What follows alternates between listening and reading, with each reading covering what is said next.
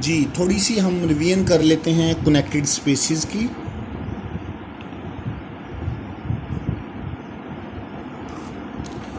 Connected spaces हमने ये कहा था x को हम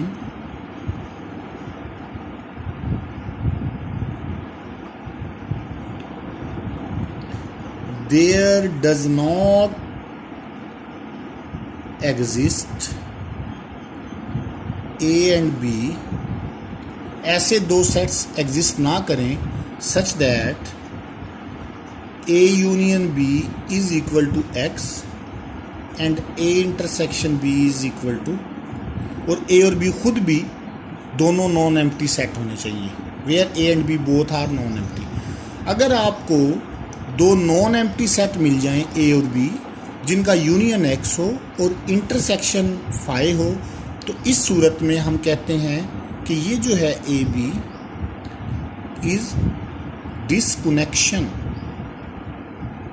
ऑफ स्पेस एक्स। अगर मिल जाए तो इफ वी विल फाइंड,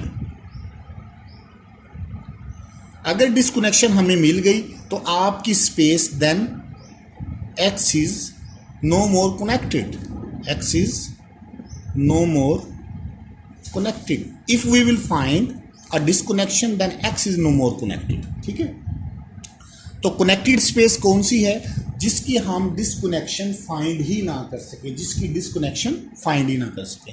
इसके कुछ रिजल्ट्स हमने किए थे, एक आज और छोटा सा हम थ्योरम करते हैं कनेक्टेड स्पेसिस का कि कनेक्टेड स्पेसिस क्या होती हैं। अच्छा, एक छोटा सा रिजल्ट है, late A B be disconnection of X, यानी A B X की डिसकनेक्शन है and C B connected subspace of X, then C is either in A और in B। इसका मतलब क्या है, पहले तो हमें ये होना चाहिए इस थ्योरम का मतलब क्या है। वो कह रहा है कि X कोई भी स्पेस है, A और B उसकी डिसकनेक्शन है, it is A and it is B, दोनों के दोनों ओपन सेट्स हैं, दोनों का इंटरसेक्शन एम्प्टी है और दोनों का यूनियन X बनता है।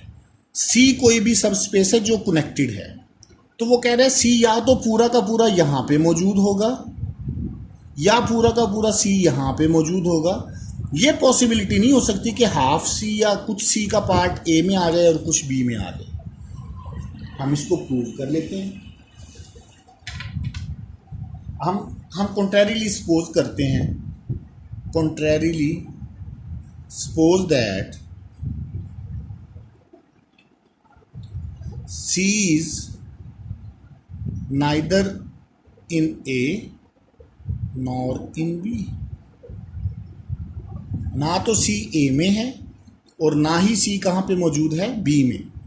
तो हम क्या लेते हैं, A इंटरसेक्शन C और B इंटरसेक्शन C, हमने दो सेट्स नए ले लिए। A इंटरसेक्शन C आप देखें वो तो ये पार्ट आ गया और B इंटरसेक्शन C ये वाला पार्ट आ गया। अब A इंटरसेक्शन B और B इंटरसेक्शन C दोनों के दोनों ओपन हैं, उनका आपस में जब इंटरसेक्शन लेंगे तो एम्प्टी आएगा इन दोनों का। जब A इंटरसेक्शन C और B इंटरसेक्शन C का यूनियन लेंगे तो आपके पास X आएगा। इसका मतलब क्या हुआ कि we find a disconnection of C। इसका मतलब वो C भी डिसकनेक्टेड है, लेकिन हमें गिवन क्या है, C इज कनेक्टेड, तो हमारे पास कॉन्ट्राडिक्शन आ जाती है। तो हमें यहाँ से पता चला कि either C is in A और C इज इन B। ठीक है जी, थैंक यू वेरी मच।